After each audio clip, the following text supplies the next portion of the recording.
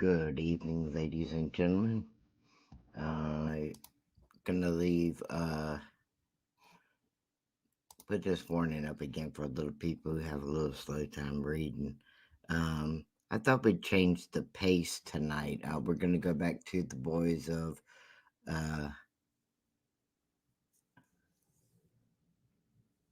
James.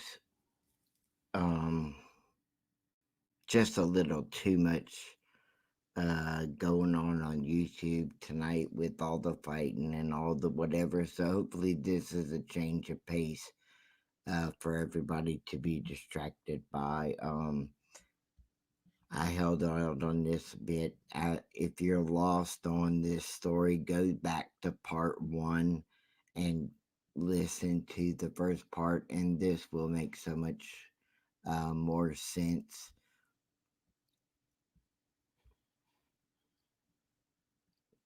So let's get started. Let's pull this up.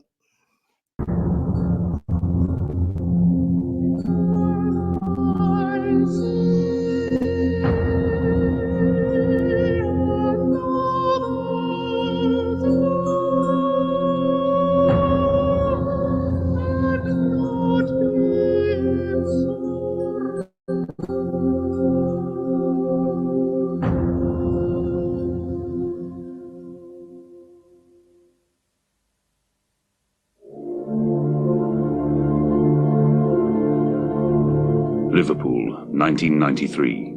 On a cold winter's day in February, 2 10-year-old boys abducted and killed a young child. It was the darkest hour in the story of children and crime. The aftershocks of the case reverberate to this day. They decided to kill him. They didn't have to do that. It was a deliberate decision. At the time, there was, across the nation, a profound sense of sorrow, even anguish about the crime. Nowhere was it felt more strongly than in Liverpool itself. I had nightmares for weeks afterwards. You blame yourself. You think, why didn't I say to them, lads, what are you doing with them? Again and again, the question was asked how such an event could have occurred, and why 2 children could have done something so terrible. Some saw it as a sign of a society which had lost control of its children, others as an outburst of evil. The problem as to why it happened is something that will be debated for many, many years. Talk about a riddle wrapped up inside an enigma. This is a classic case of that.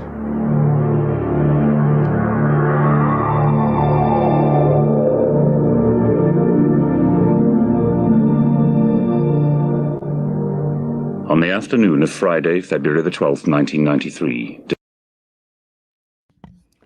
I wanted to stop right there and make a comment. Even though we're in 2022 and this was 93, it's hard to imagine that things like this were going on in that period of time, but it was. It was rare. 2 young boys killing another young boy, or the gender really doesn't matter. And now in 2022, this is common in society that we have children killing other children. And this is 2 10-year-old boys doing this back in 1992. And there are many crimes, again, like I said, in 2022 that involves 9, 10, 11-year-old, but not just boys now. We're talking about girls as well. So where has society lost its hold? And we can't blame the parents all the time either, because there are some good parents that this has happened to them as well. So let's continue on. Denise Bulger took her 2-year-old son James to the Strand shopping centre in Bootle. She was a loving and attentive mother, and her little boy had all the energy and curiosity of a toddler. Shortly after 3:30 that afternoon, Denise went with James into A.R. Tim's, the butcher's. In the short time it took to make a purchase and look for change in her purse, her son had disappeared. I was called to the Strand to take a report of what we call a missing from home. Denise was waiting for me there, and she was quite frantic by this time, and said that her little boy had gone missing in the Strand within a very short space of time. He'd been there 1 second, and then she looked away and he'd disappeared. This is Radio Merseyside. Concern is growing for a 3-year-old boy who went missing whilst out shopping with his mother in Bootle this afternoon. We appealed through the media for witnesses, and about 9 o'clock, a very tearful lady came into the police station. She was most upset. And what she described was 2 boys with another young boy, who she described as James Bulger, on the canal bank, immediately outside the Strand. And they appeared to be mistreating this young boy. She thought that it was 2 brothers who were fighting, a normal occurrence, and thought nothing more of it.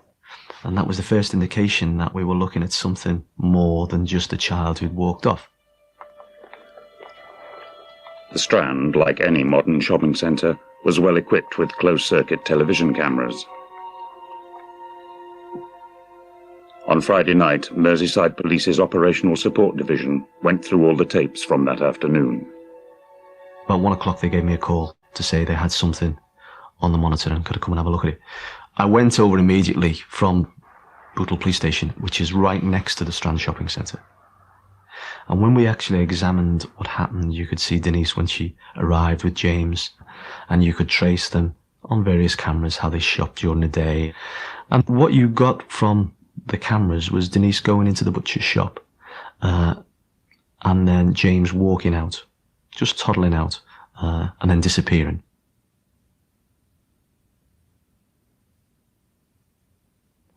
Then you got the image of Denise immediately, some seconds later, rushing out and looking up and down the Strand for him. Denise is frantic. She's looking everywhere. She's asking people. She's so upset, and she immediately runs off to the security. She reacted ever so quickly. She did everything anybody could ever expect a parent to do.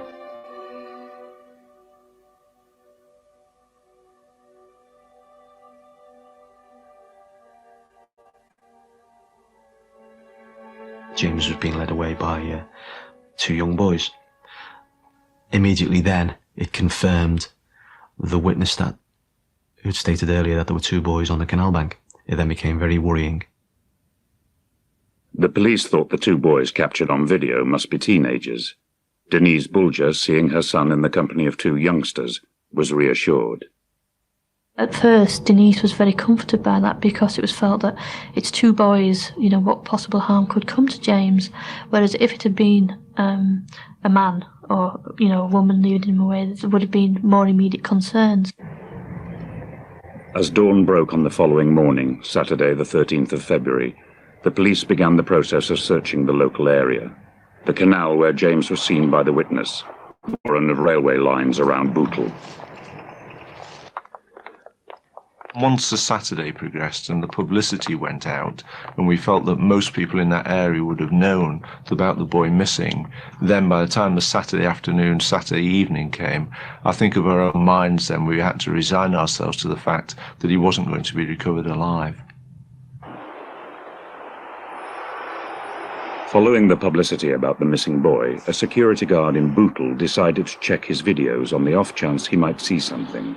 He did, and alerted the police. The significance of this particular video was that you could compare the size of all 3 boys and the wall. And it was such that the wall, when we stood next to it, was so small, you realised that our interpretation of the size of the boys who'd taken James was out, and that these boys were possibly a lot smaller than we had originally thought. The next day, Sunday the 14th of February, 48 hours after James Bulger went missing, 4 boys playing on the railway line in Walton made a gruesome discovery. I remember the phone call coming through to say that a body had been found, and really you had no need to convince yourself. You automatically knew what it was going to be. We immediately made our way from Bootle to the railway line, where the uniform officers and the local CID were waiting and had preserved the whole area. There, on the railway line, right next to the police station, was James's body. The sight was horrific. It was devastating, but immediately you knew it was James. To the police's horror, it was obvious that the little boy had been tortured. His clothes removed, paint thrown at him. He had been stoned and beaten to death. His body was then placed on the line in a naive attempt to make his death seem an accident. Detectives say an unknown weapon was used to murder the boy before his body was taken to the embankment. But at a news conference, Merseyside Police refused to give details of the injuries he suffered.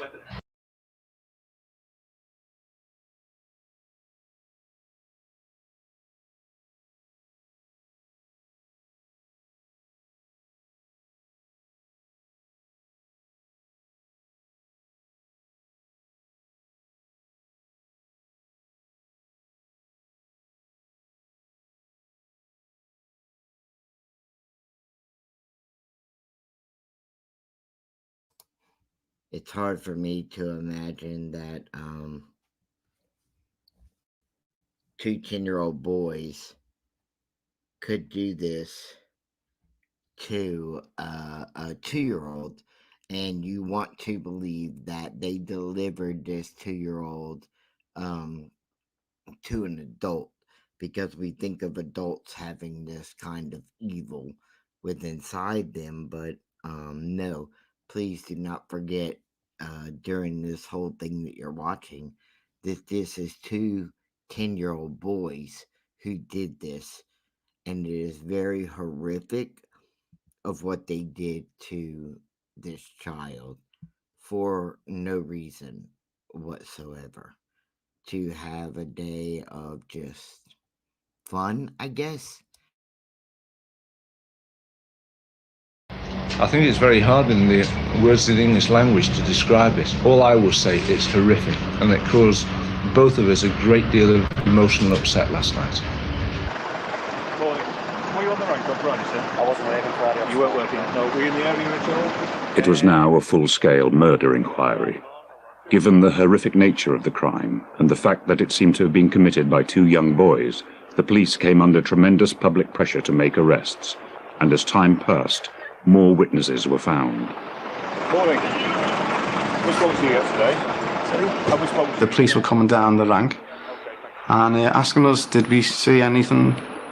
I mentioned to them about them dragging this little lad up. The policeman said, right, pull your cab out, park at the front, come with us. David Kay told the police that he had seen two boys with a toddler come out of the shopping centre.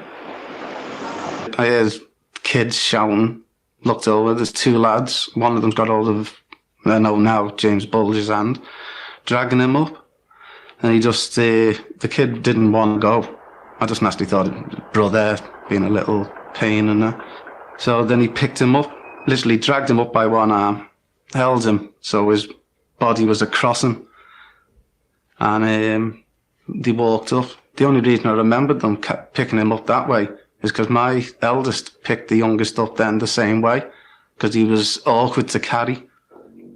One thing I did notice, Jamie Bulger was like well dressed. These lads were a bit scruffy. Just looked a bit out of place.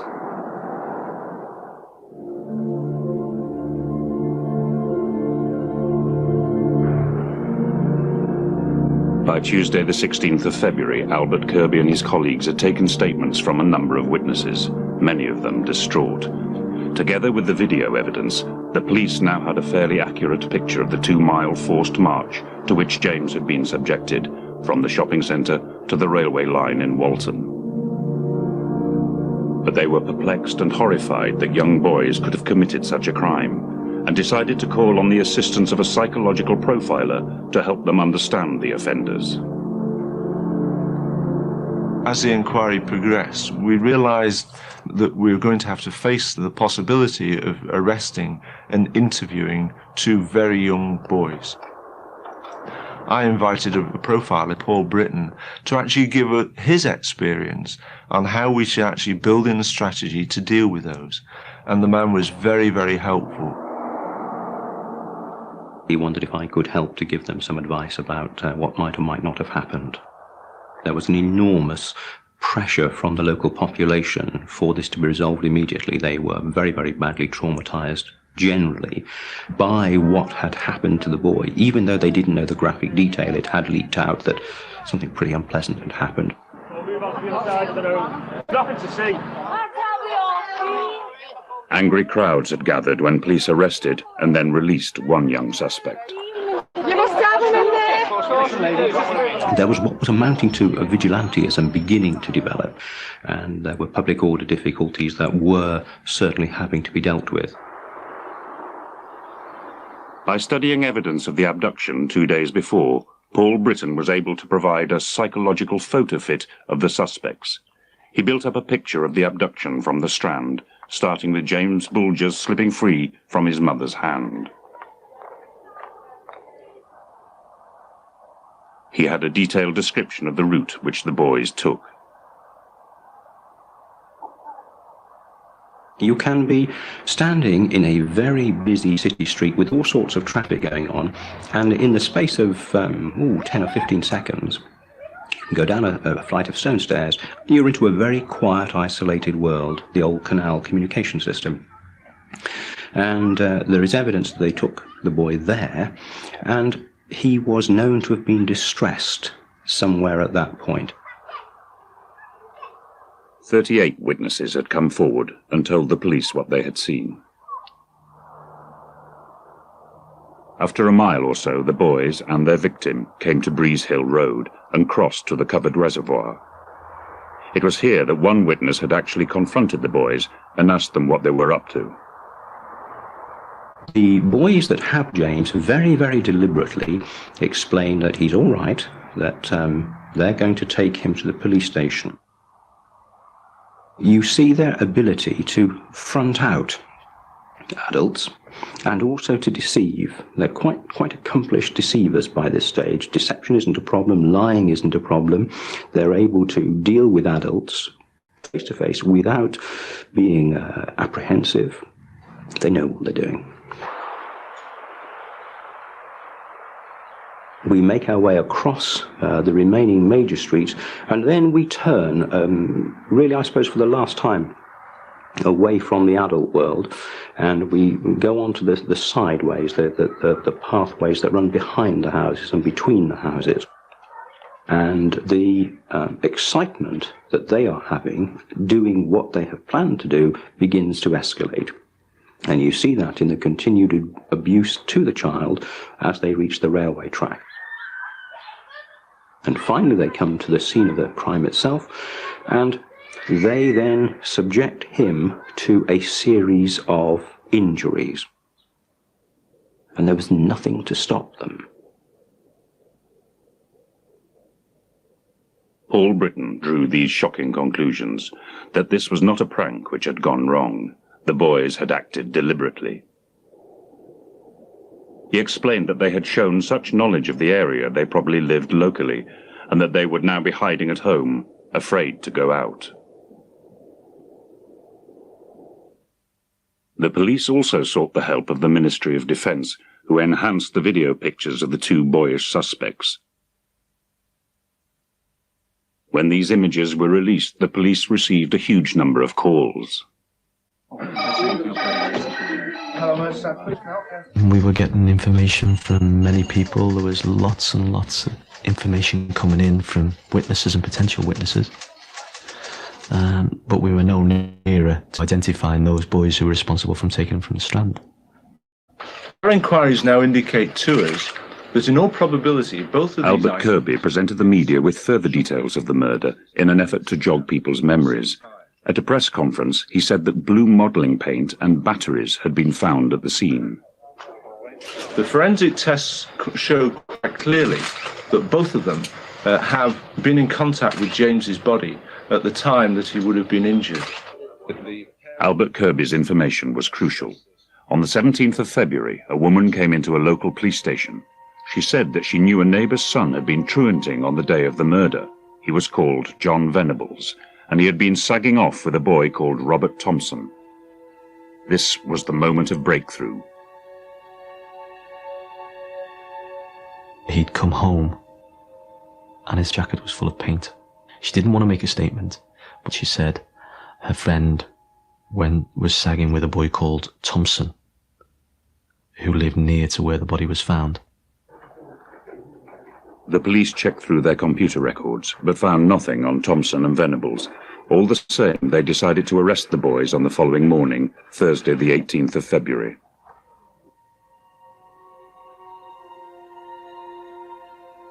At 7:30 in the morning, Detective Sergeant Phil Roberts went with 3 colleagues to Walton Village. As Paul Britton had predicted, the suspect lived close by the scene of the crime. 4 of us went to the front door. It was answered by Thompson's mother. Robert at that time was still upstairs. So I asked the mother, I said, could you go and get Robert? I want to speak to him about the murder of James Bulger. He comes in, 4 foot nothing. I looked at him and said, take a seat, Robert. I got onto my knees so I could have eye contact with him, explained to him what I was doing there. And then he just sort of started to cry, said I didn't kill him. Robert Thompson, aged 10, was the 5th son in a family of 7 boys. His father had walked out several years before. Although Robert had never been in trouble with the law, his brothers were known to the police, and 2 had gone into care. At the same time, neighbours were surprised to see police arriving at John Venables' home in Scarsdale Road on the Norris Green estate. I was just leaving for school, if I remember right, and then a police van come past, a couple of police cars, and a couple of just ordinary cars, and they all pulled up. They took John away. Like 10 minutes or so, and they took John away, but there was a lot of police there. They were down in force. It never really occurred to me that it would have been John. John Venables, like Robert Thompson, had never been in trouble with the law. His parents had split up, and he lived with his mother, 2 miles from the scene of the crime.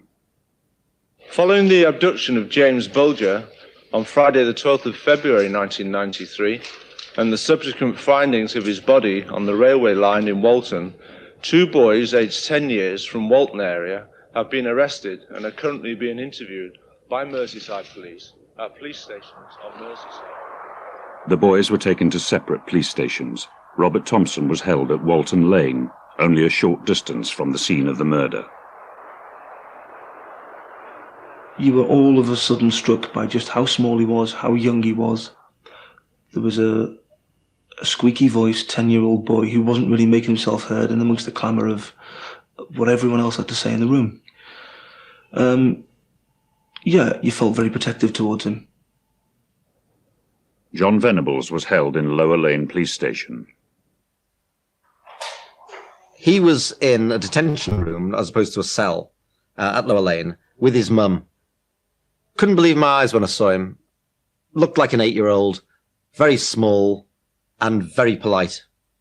And I asked him whether he was involved, and he denied being anywhere near the Strand in Bootle. So, naively maybe, I believed that, and looking at him, I couldn't see him being responsible for it. That evening, the interviews began. Robert Thompson was the first to be questioned. He was a very aggressive young boy, very objectionable, very difficult to interview, didn't make any admissions, even when facts were put to him, which really he could not deny. A few minutes later at Lower Lane, John Venables' interrogation began. I would have been normally considering advising him not to say anything. But his mother said, no, he's got nothing to hide. And even if there is anything to hide, I want him to answer questions. Throughout the first interviews, John told lie after lie after lie. He was never near the Strand. He was never been to the Strand, he'd never seen James Bulger, and he only... So, when they're picked up, they appear to be these sweet little boys, and yet they still have the ability to stand their ground, that they don't know anything, they weren't there, after the horrific things they've done. And they did this same behavior when questioned on the 2-mile walk with James. And that's like pretty impressive itself. 10-year-old and a 2-year-old making a 2-mile or more stretch to go where they went to do the things that they'd done. But here they are again. Their mentality isn't just to lie, it's their whole demeanor in which they are lying and standing their ground, where most children would be scared, well, to be on the shitless, even just to be there with a parent, and they would tell some sort of truth or blame the other person. But that's not what is happening at the beginning of, their interrogations. They are both standing their ground that they're not telling on each other. They're saying they know nothing about this. So just the intellect of these two 10-year-olds is in show in the beginning of the interrogation. And that's important to pay attention to as well. He ever changed his tack when it was proved to him that what he was telling us was wrong. That evening on the BBC Crime Watch programme, Albert Kirby showed the Ministry of Defence's enhanced pictures in an appeal for more witnesses. Good evening. Tonight we start with new details that have just become available on the case that's been uppermost in all our minds this week, the murder of 2-year-old James Bulger on Merseyside. John Venable's solicitor, still believing that his client had nothing to do with the affair, was watching at home. The video was in colour and showed a boy who was leading James Bulger out wearing a mustard-coloured anorak. And of course, the first thing I said when I went in on Friday, because I couldn't sleep Thursday night, what colour anorak did you wear? And he said, mustard. Thompson swung his legs between the chairs, swung them to and fro, when he was either telling lies or I was getting anxious about certain questions. And when he started letting things slip, the mother prevented a lot of admissions because she used to start to cry. During his interviews, Robert Thompson admitted that they had been at the shopping centre on the day of the abduction. The police now told John Venables and his mother that the evidence of his involvement was compelling. She was very anxious to find out the truth. I don't think she believed for 1 minute, despite all the evidence, that John was responsible. And she went into a room with him and the officers involved, and she put her arms around John Venables. She then said that she would always continue to love him, no matter what he did, and it was very important that he told the truth. And then the walls caved in. He admitted that they had been to the Strand, but he, very tactile, emotional little boy, he jumped out of his chair, screaming, hugging the officers, hugging his mum. He was very sorry. It was a very tearful scene for all concerned, the officers, Susan Venables and John Venables. Although he didn't admit being responsible for the injuries, he admitted being present, and that was a major breakthrough. John said that he only threw tiny stones, or alternatively would miss on purpose, prompting Thompson to say to him, "Are you blind, divvy?" Each boy now blamed the other for the crime. Thompson tried to persuade me that everything that had happened to James Bulger was Venable's fault. That he was behind the planning, that he thought of taking James to the railway line. And you just never wore At 6:15 on the evening of 20th of February, after 3 days of interviews, Jim Fitzsimmons charged John Venables with the abduction and murder of James Bulger. I went down and charged him formally. His mother and father were alongside him, and his solicitor, and John Venables cried. And his mother was crying. That was quite an emotional time for them as well as everybody else. I went to Walton Lane police station immediately afterwards, and I charged Robert Thompson. Robert Thompson didn't say anything. There was no emotion whatsoever from Robert. Following tremendous public response, at 6:40 p.m. today, Saturday the 20th of February 1993, two 10-year-old boys from the Walton area have been charged with the abduction and murder of James Bulger. 2 days later, on Monday the 22nd of February, the boys were taken to South Sefton Magistrates Court in Bootle for a hearing. Media interest in the case was enormous. Television crews and photographers from all over the world came to Bootle to get a shot of the boys. Public anger too had been building for some time in Liverpool, both against the boys and the intrusiveness of the media. A menacing crowd gathered outside the court, waiting for the boys to come out.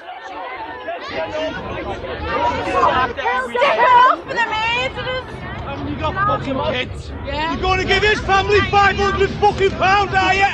Robert, for one, was terrified by the media interest and the public interest because he saw the two as being the same.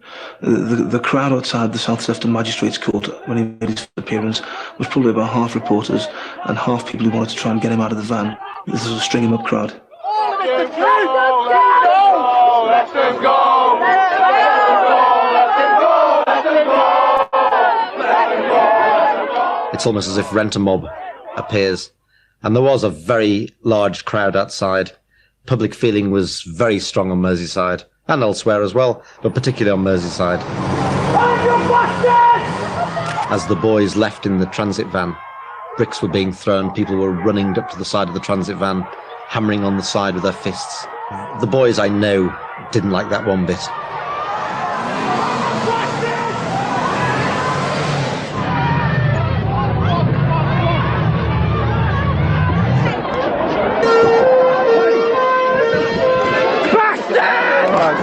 All right. Okay, lads, come on.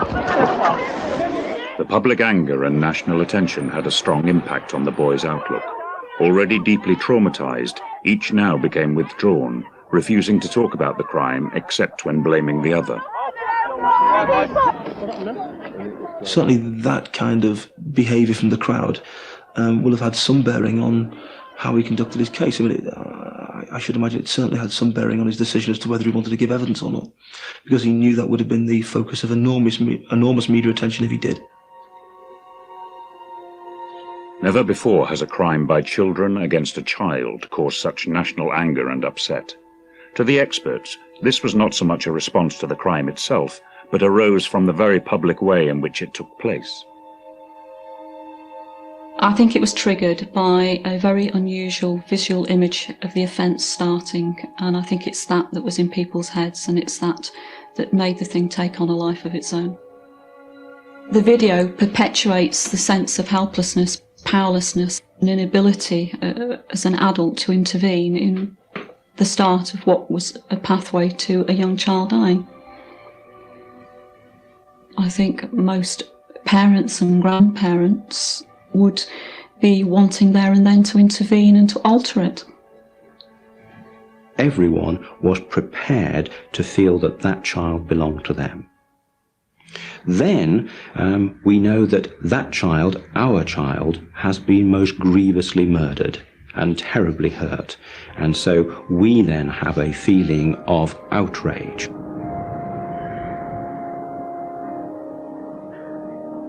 James Bulger's funeral took place amid scenes of great sadness, personal grief, and national mourning. It was as if a blow had been struck at the nation's heart, made doubly grievous by its seemingly inexplicable horror. But for all its horror, the crime was not unique. Although mercifully rare, the killing of children by children under 14 has occurred from time to time over the years. There have been at least 17 cases since the war. children have both been abused and been abusing and murdering and hurting other children for a very long time. But I think we've often found it very difficult to face up to. And I think what's happening at the moment is that society is painfully coming to terms with the fact that children, a minority of children, of course, do hurt, do abuse, and occasionally murder other children. John Venables and Robert Thompson were taken from Liverpool, the city of their births, and a place they had devastated by their actions, and put in separate secure units. Dealing with the boys themselves was immensely difficult. Both were diagnosed as suffering from post-traumatic stress disorder and seemed incapable of instructing their lawyers properly. He had his own Game Boy, I had a Game Boy. We played Game Boy. And he'd say to me, "You're not going to ask me any hard questions, are you?" I said, "No, not today. But I will eventually have to ask you hard questions." And then gradually I'd come back and I'd get a little bit of information about schooling, background, truanting, where you went that day. But always, can't say any more. Too hard questions. Over that summer, efforts were made by police in Liverpool, social workers and psychiatrists to answer one burning question. What was it in the background of two such unremarkable boys which could have prompted so dreadful a deed? John Venables and Robert Thompson were never considered potential killers by social workers or police. During the course of this investigation, I think we interviewed and arrested about 60 boys. And some of the background of these boys was unbelievable. I mean, boys who had committed serious violent offences at the age of 8 years old but couldn't be prosecuted. Boys who you thought they are going to be very, very dangerous in the future. And I don't think from the research I did with the school and with the families that this ever became evident from either John Venables or Robert Thompson. There was nothing to suggest in their background that they could carry out the horrific injuries that they actually did. John Venables' neighbours in Norris Green were also perplexed that the little boy they thought they knew so well had become a killer. Just a normal sort of kid. He was easily led. He used to run in the street, and if any kids in the street, he'd throw a stone at them but run away. He wouldn't stand his ground. He'd always run from somebody and get the safety of his gateway or his house. I've often thought, well, was there something there that I should have picked up on? Was there something there that we could have noticed? Was there something that was different about him? But I can't recall anything that was different about him. He was just a normal kid. He looked out for his brother and sister. He tried to help them as much as he could. He fought with his brother and sister, just like every family does. I wouldn't have picked him as a bully. But such children do not become killers out of the blue. To child specialists, there is almost always unhappiness in the background of young criminals like Thompson and Venables. They may have been abused, they may have suffered very serious bullying, they may have been very cruelly treated at home or elsewhere, and they often have problems with school and academic work because perhaps they're constantly distracted in their own minds. They are rerunning unhappy, traumatic events that may have occurred at home, and they're not able to concentrate on their schoolwork. It makes them look for another outlet for doing something that can make them feel effective. Much of this was true of the two boys. They went to a church school where discipline and morality were central, but both were truants and had been held back a year. This home video was taken at a school party 6 months before the killing. Robert Thompson is the little boy circled. What shocks is his size and childishness. His family life was unhappy. A social work report after the killing revealed that his father was a violent drunk who had disappeared. His mother had subsequently attempted suicide. She too drank heavily. He was the fifth of 7 brothers who grew up afraid of each other. It was alleged that they assaulted and tied each other up. John Venables came from a more secure home, but something was wrong and his education was failing. A teacher from his previous school wrote a report in which she described his disturbed behaviour how, among other things, he attacked other children, hung himself upside down from coat pegs, lay under chairs, and stuck paper all over his face. People will say, well, there are thousands upon thousands of children who have these negative experiences and they don't all go on to do this. And when they say that, what they are implicitly wanting you to accept is that there isn't really the connection between those background factors and this terrible event. Well, of course, not everyone goes on to do this, because for many people there are other mediating factors in their experience. They come across.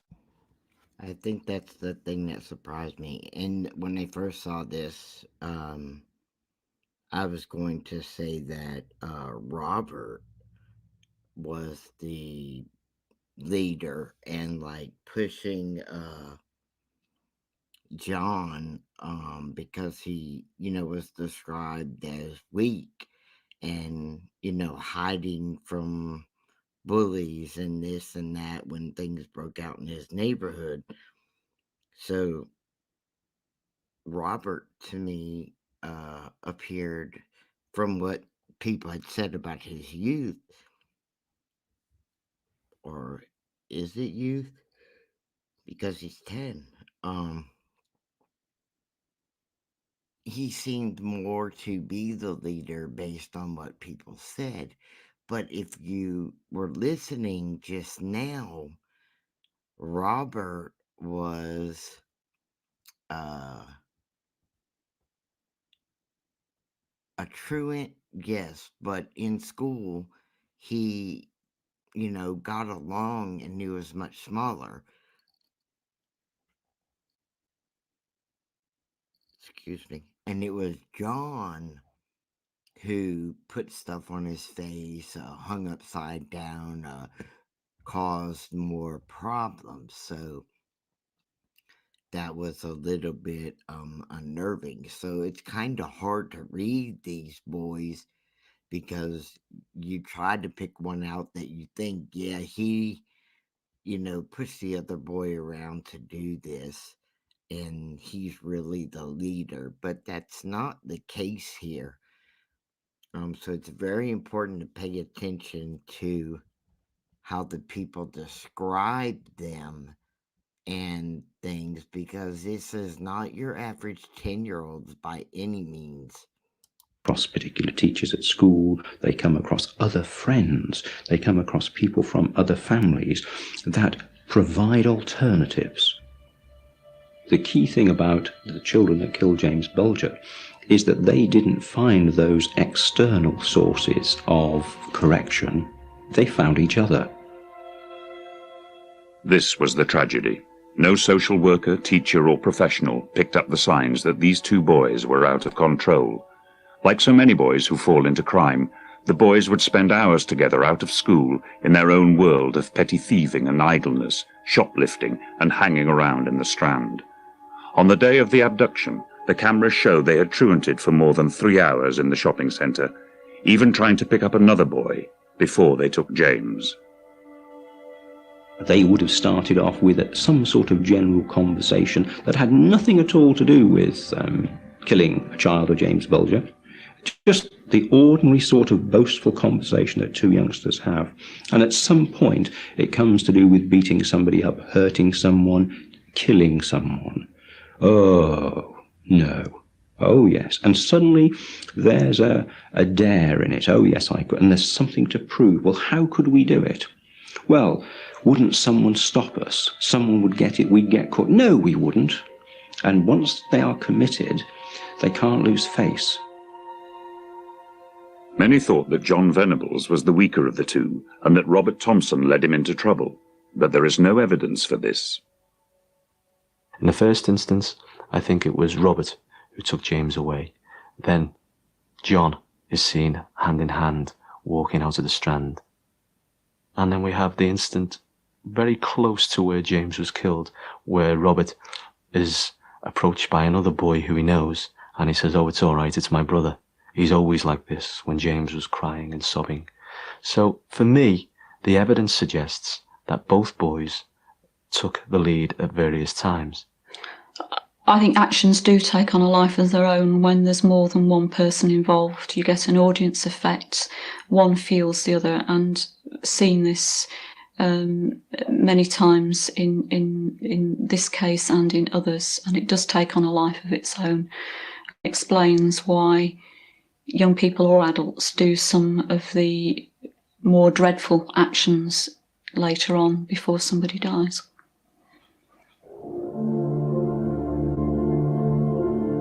Nine months after the murder, the two boys now faced the full majesty of the law, a trial in open Crown Court. The purpose of the trial was to establish the boys' guilt, not the reasons for their actions. The case was heard 30 miles away at Preston, so as to avoid a repeat of the ugly scenes in Liverpool. Nevertheless, there was enormous interest.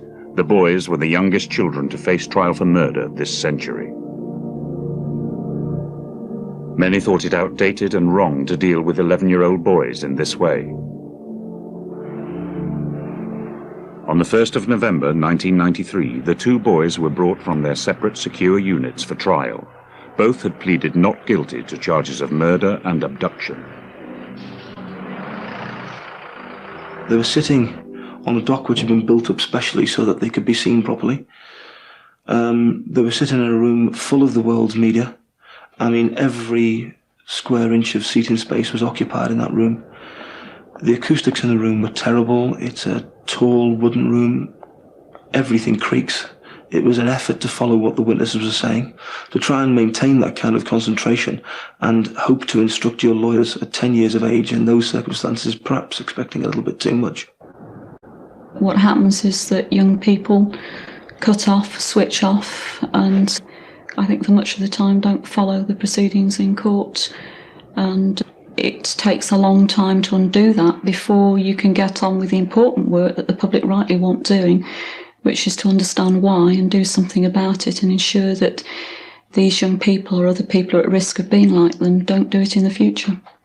I've had the experience of speaking with judges, barristers, solicitors throughout Europe on this particular case. And I don't think there's any other system, certainly in Europe and in North America, that beats the system that we have of actually prosecuting and ensuring that at the end of the day that fairness is displayed to the defendants, in this case the two young boys. As the first day of the trial ended, it became clear that the boys would not be cross-examined. Their lawyers felt it would be too traumatic for them to give evidence.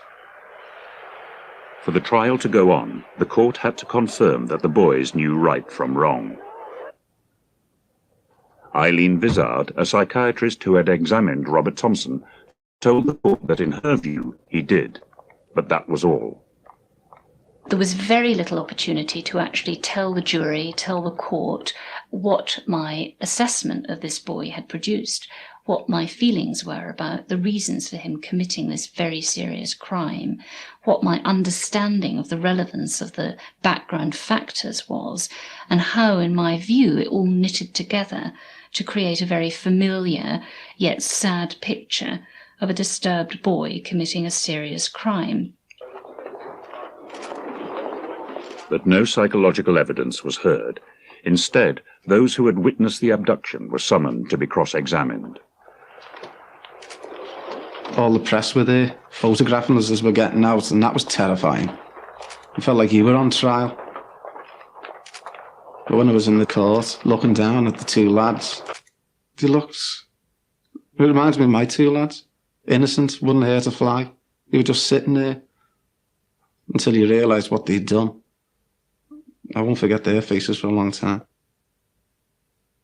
I had nightmares for weeks afterwards, thinking if I could have done something, but you blame yourself. There isn't a day goes past I don't think about it. Just got to live with it, basically now.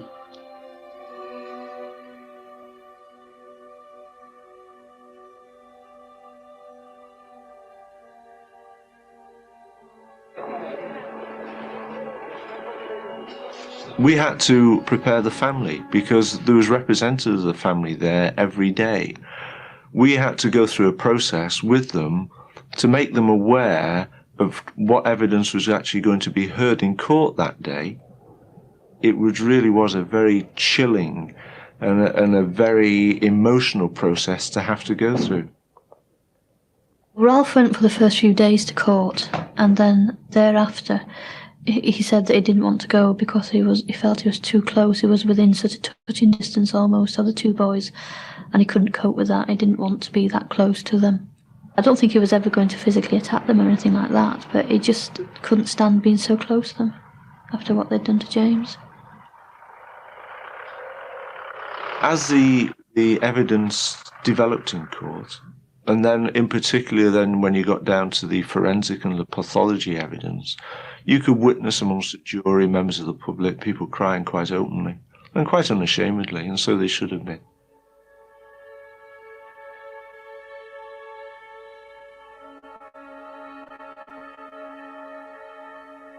The photographs, although they weren't the worst photographs, when we put the album together, still for the layperson they were very, very difficult. And it was a very emotional time, obviously, for the jury, because they had to sit through this. They had to see everything. The boys' interrogation by the police had been recorded. The tapes, all 4 hours of crucial evidence when the boys made their emotional and often tearful admissions, were played to the full court as Robert Thompson and John Venables sat in the dock. The two lads had to listen to themselves, probably at some of the worst times in their life. They had to listen to themselves crying, distressed. This was possibly, although I've never asked him specifically, but this is possibly, I would suspect, one of the most difficult things about the trial for Robert and I presume also for John. 3 weeks after the opening of the trial, the jury retired to consider its verdict. On the following day, the court reconvened. For the first time, Denise Bulger came to Preston to hear the outcome of the jury's deliberations.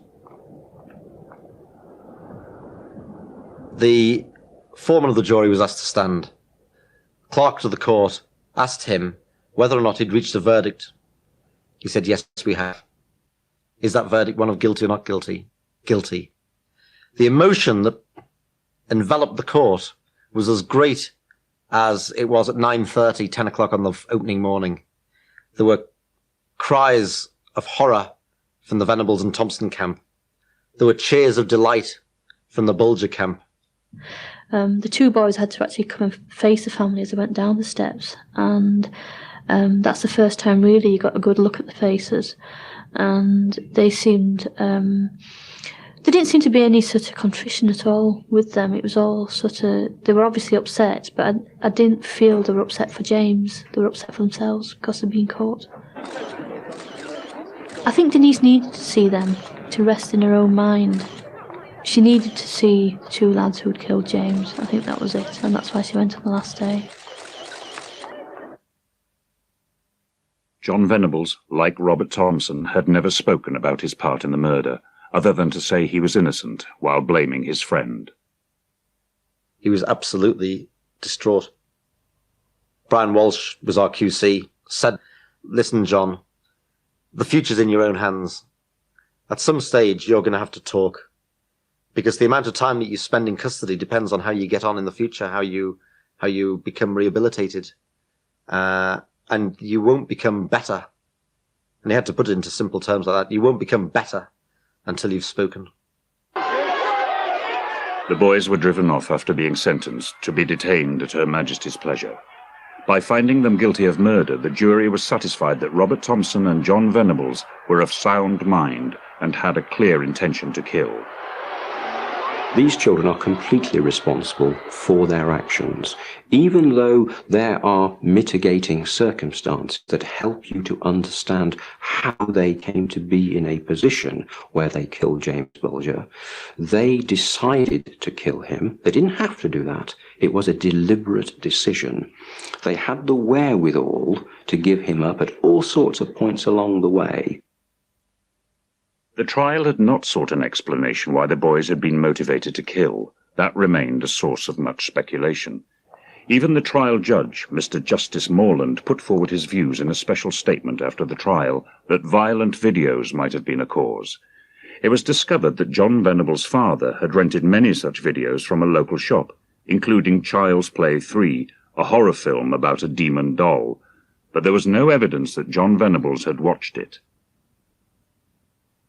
I don't think that there was any evidence that one factor, such as viewing videos or such as truanting from school, so there's no evidence that any one factor is what did it, what caused these boys to commit a very serious crime. Rather, it's a question of taking them all together and understanding the overall picture.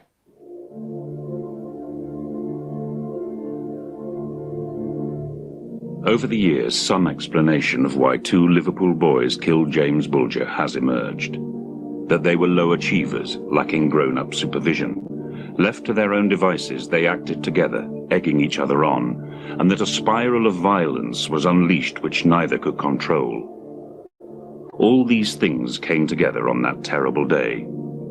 But for many, there is another, simpler view. I've done lots of soul-searching and inquiring and thinking myself, and I'm now firmly convinced that children, just in the same way as adults, can be evil by nature.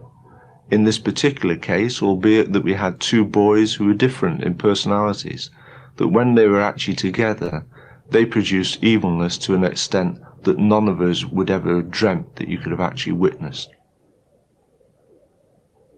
For anybody to commit the crimes that they did, I would say there has been an evil outburst. There has been an incident of evil. But whether or not evil behavior brands you as permanently evil is debatable, and I don't think it does. In the years since the trial, the boys have been held separately in secure units where they receive special care. Their families visit them regularly. Both must face up to their actions and describe in detail their part in the abduction and killing of little James Bulger. This is the first step on the road to their rehabilitation and eventual release. It's quite a difficult concept for people to get a hold of, but they viewed their own actions in the killing of a young person, and that leaves them with nightmares, intrusive thoughts, trying to alter the ending of this to make it end in a different way so that somebody wasn't killed. And in this particular case, there are, unfortunately, because of the amount of media attention, day in, day out, reminders. But those who suffered most, the Bulger family, continue to be devastated by the killing of their son. Denise and Ralph have actually separated since the trial. Denise has now got a new baby who's, a lovely little lad. But I think her and Ralph just couldn't cope with the trauma of the whole case. Certainly, I think James's death and the actual Sutter Court case and everything had a big part to play in splitting them 2 up. The trial and sentencing of the boys remains the subject of controversy. In March this year, their lawyers won the right to take the case to the European Court of Human Rights, arguing that their trial was inhuman and degrading. If successful, the way the criminal justice system treats young children in serious trouble could be changed forever. Meanwhile, Denise Bulger campaigns for the boys to be locked up for life. John Venables and Robert Thompson will leave their secure units when they reach 17 in 2 years' time and be sent to the very different world of the prison system to serve out the rest of their sentences, the length of which is yet to be determined. I think Robert would tell you that he's getting an excellent education at the moment, and I'm sure that he's getting some of the best psychiatric care. I think my main concern is what happens now when he moves on through the system to young offenders institution. And I'm concerned that he isn't sort of put on prison at risk status, segregated from other prisoners, and all the good work which is being done with him now is undone in those institutions. If the 2 cannot survive in the brutal world of a junior prison, they will spend hours on their own in the brooding silence and safety of the segregation unit. But the case of John Venables and Robert Thompson goes far beyond their dreadful actions as 10-year-olds and the question of how they should be treated. I think a society that can produce children who have those difficulties is in deep trouble, because those children are simply examples of children at large. And if there is a significant body of children who are so alienated, so isolated from the values that most of our community has, then the future has to be fairly bleak. The abduction and killing of James Bulger, with its video images, will remain forever a stain on the nation's consciousness. It was a turning point in our attitudes to children and crime. Above all, it showed that while the pressures of the adult world on childhood are ever increasing, children remain children, unformed and very vulnerable. Left on their own, they can go terribly wrong.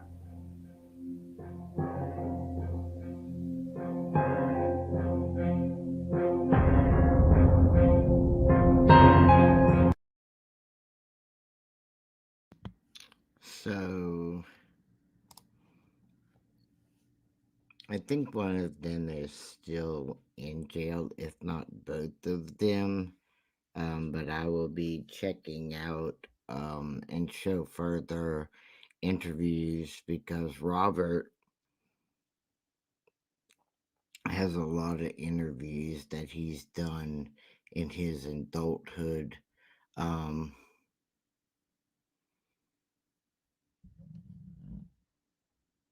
kind of don't feel sorry for them. Like, they want to, at the end, people want you to feel because they're children, but even though they're 10 years old, they can't really feel any sympathy for them because they're 10. I mean, at 10, you know right from wrong, or you should.